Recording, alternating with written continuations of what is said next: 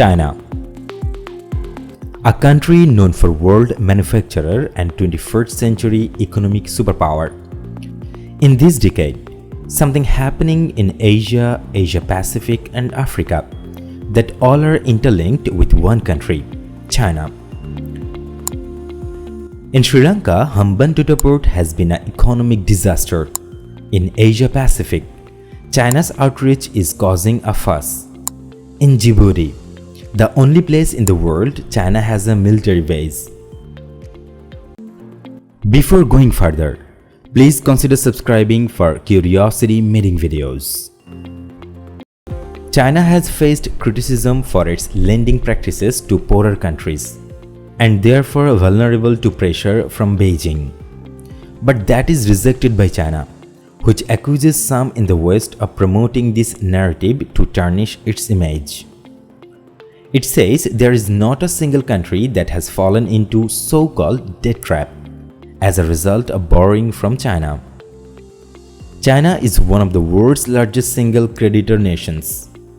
Its loans to lower and middle-income countries have tripled over the past decade, reaching $170 billion by the end of 2020. However, China's overall lending commitments are likely to be significantly greater than these figures suggest. Research by Aid Data, an international development body, finds that half of China's lending to developing countries is not reported on official debt statistics. It is often kept off government balance sheet, directed in state-owned companies and banks, joint ventures or private institutions, rather than directly from government to government.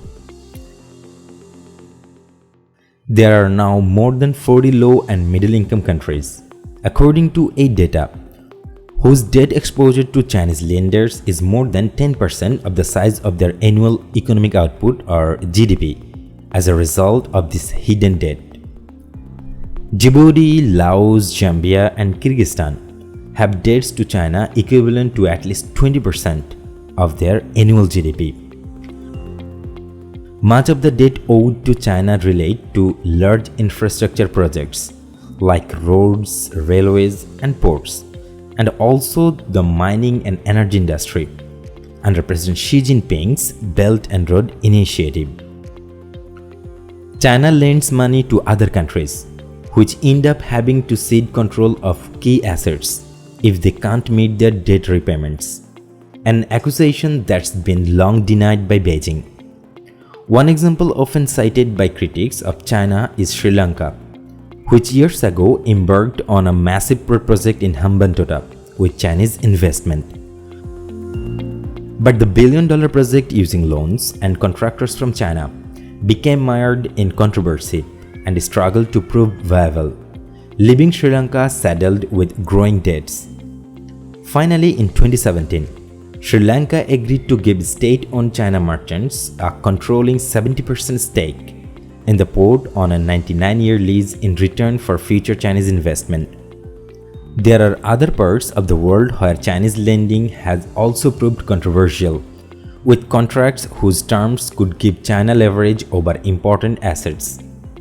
China does not publish records of its foreign loans, and the majority of its contracts contain non-disclosure clauses, which prevent borrowers from revealing their contents. It argues that such confidentiality is common practice for international loan contracts. Most of the major industrialized nations share information about their lending activities through membership of what's known as the Paris Club. But China has chosen not to join this grouping. China tends to lend at higher rates of interest than Western governments. At around 4%, these loans are close to commercial market rates and about 4 times that of a typical loan from the World Bank or an individual country such as France or Germany. The required repayment period for a Chinese loan is also generally shorter, less than 10 years. Compared to around 28 years for other lenders, concessional loans to developing countries. Chinese state-owned lenders also typically require borrowers to maintain a minimum cash balance in an offshore account to which the lender has access. This approach is rarely seen in loans issued by Western lenders. There's currently an initiative by G20 nations, those countries which have the largest and fastest growing economies, to offer debt relief for poorer countries to help them. But compared to their needs, it's just a tiny tip of the iceberg. That's where China comes to play. Hey, I'm new here on YouTube. Please consider to support me on Patreon. Thank you.